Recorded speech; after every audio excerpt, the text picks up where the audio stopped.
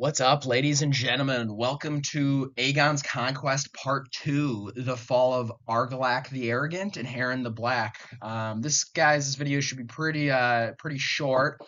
I may end up turning the series into a five-parter just because it was a little bit longer. So depending, the series is either going to be a 4 parts or 5 parts, but I'm pretty excited. Let's get into today's material, and please like and subscribe.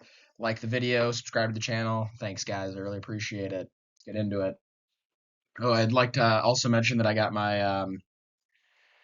I doubt you guys can even really see this, but I drink coffee and I know things. It's a Tyrion, I drink wine and I know things. Anyways, let's get into the Conquest of the Stormlands Part 1. Orys Baratheon and Rhaenys Targaryen on the charge. I again always recommend reading those quotes, guys. I think I got some solid ones for this entire series. I do apologize. I cannot find a very clear Storm's End map.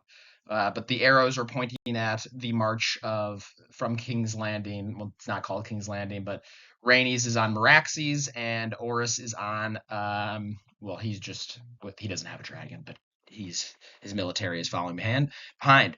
So Aegon's hand, Orys Baratheon, leads the charge south to Storm's End. But when they cross the Wendwater, they find themselves in some trouble as bannermen to Argilac the Arrogant, the Fells, the Bucklers, and the Arrels attack the Conquerors in the South Kingswood. So the Wendwater is just that lake, guys, right above the first arrow. Not lake, a river, excuse me. And that's where the Kingswood is. So the Fells, the Arrels, and the Bucklers attack Orys' army. So it works for a little while because they know what forest and lands well.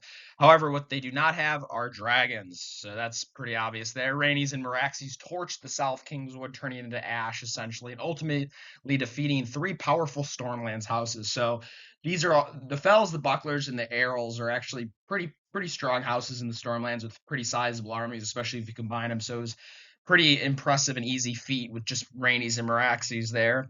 The next part we will get into is their march on to Storm's End. So again, hopefully I gave you guys enough time to read those quotes, but let's get into part 2 of the Conquest of the Stormlands. Sorry, guys, I know there's a lot of quotes here, but I felt like they were all necessary. So feel free to read them if you want. Don't read them if you don't want. But anyways. So technically, guys, I am doing this somewhat out of order. Aegon, in fact, conquers the Riverlands, Harrenhal, and the Iron Islands before the Stormlands fall to Orys and Rhaenys. However, I saved that for the last part of this video because, in a sense, it is more significant, I would argue, to the Conquest. So we will talk about that later in this video. Not just only the Conquest, but just like history with Harrenhal being all spooky and the Balerion basically setting. I'll talk about that later. I don't want to get into it anyways.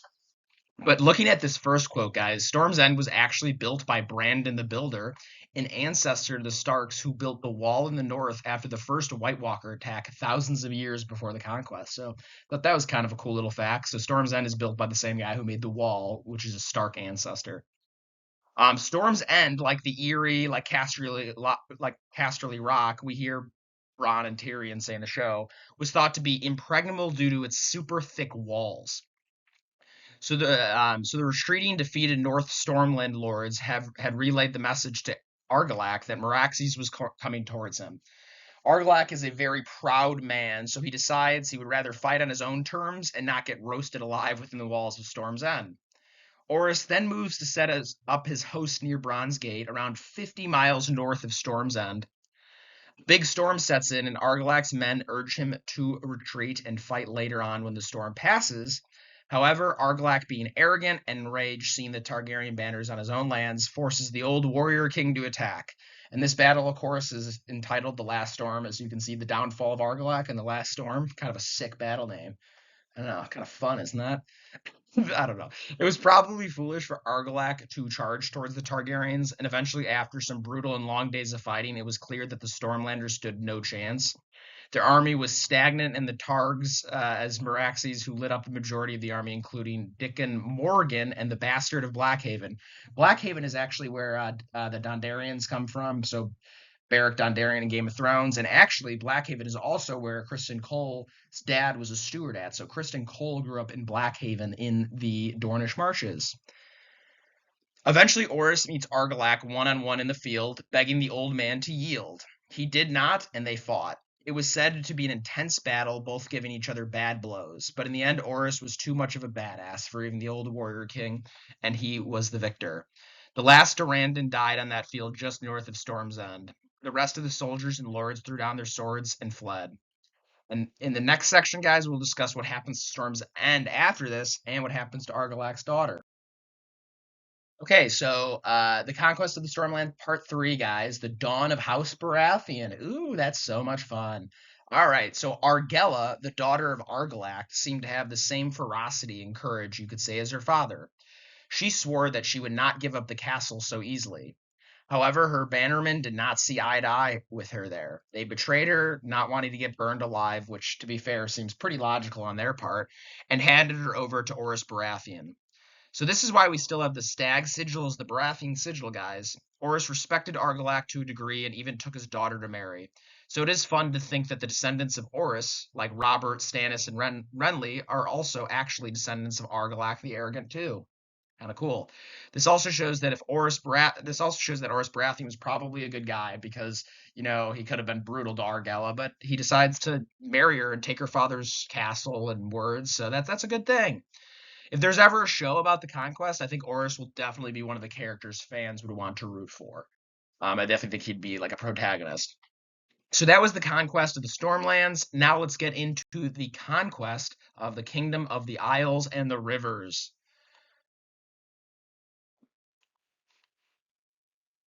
All right, guys. So we're on the Conquest of the Rivers and Isles Part 1. Harren and the River Lords. Okay. So House Hoare conquered the Riverlands around 100 years before Aegon came to Westeros. However, they were cruel leaders, and the River Lords, who are proud, true, and loyal, hate the Hoars and generally the Iron Islanders.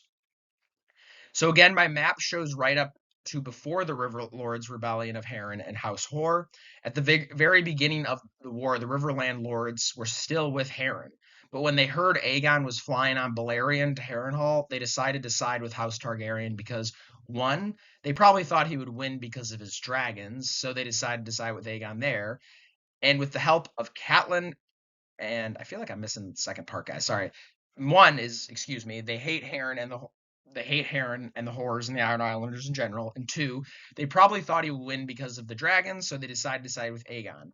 And with the help of Catelyn and Oscar Tully's ancestors, this would have been probably like Oscar Tully's like great grandpa. The majority of the River Lords actually side with Aegon.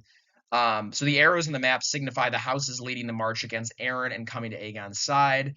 And sorry, guys, did not have enough space to add the Piper and Strong sigils onto the slide, but those are the sigils are the from left to right. It's Tully, Mallister, Bracken. Then the right sigils are Blackwood's, Vance's of Wayfarer's Rest, and then the Freys, which a lot of you guys probably recognize that one.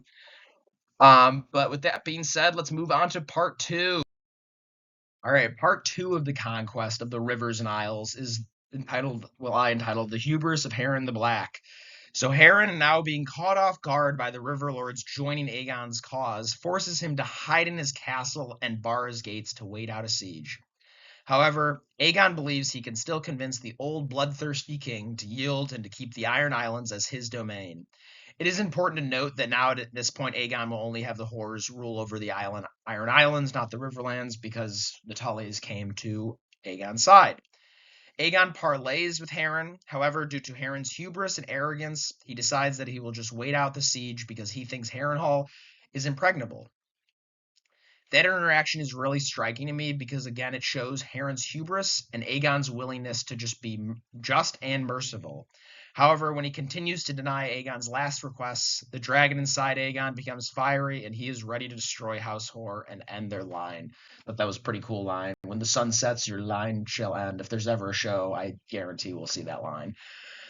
But let's do part 3 of the Conquest of the Rivers.